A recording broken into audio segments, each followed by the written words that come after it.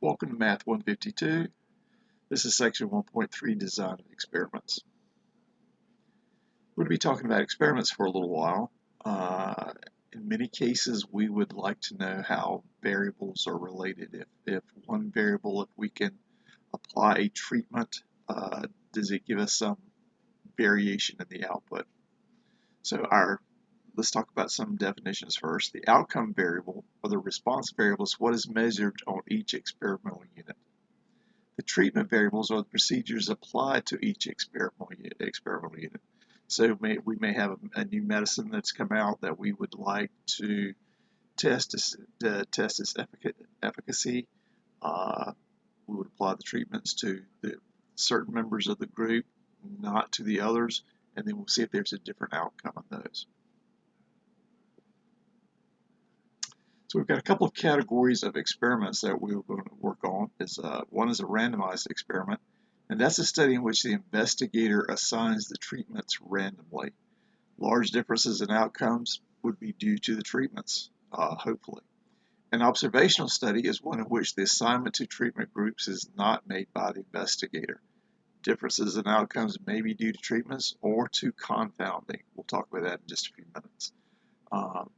Basically, we stand back, just observe things as they go along, and see if we can pick out differences between groups.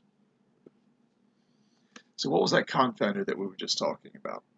A confounder is something other than the treatment that can cause the treatment groups to have different outcomes. So think about this. It is known that drinking alcohol increases the risk of contracting liver cancer. Assume that in an observational study, a group of smokers has a higher rate of liver cancer than a group of non-smokers. How can we explain how this may be due to confounding?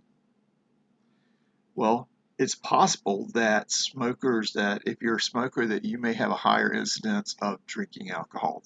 These two may go together, and they probably do. In that case, just the smoking, that drinking alcohol comes with it, and that's what's causing the higher rate of liver cancer.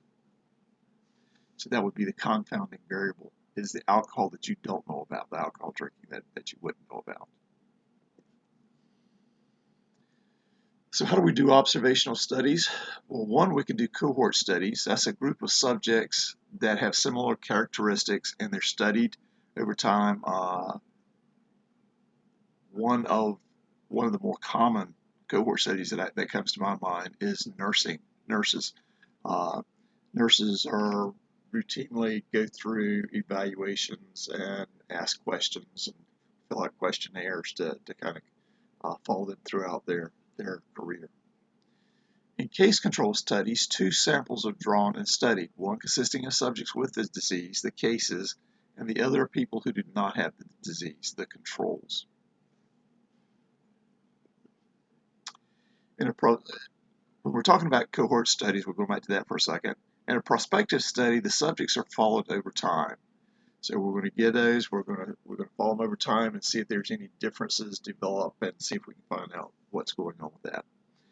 In a cross-sectional study, the measurements are taken at one point in time. So we just, at this point, we look at the data that is very similar in time and draw some conclusions based on that.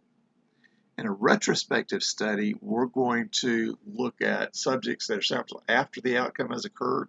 We're going to look backwards in time to look at the data and see if we can figure out what was going on at that point.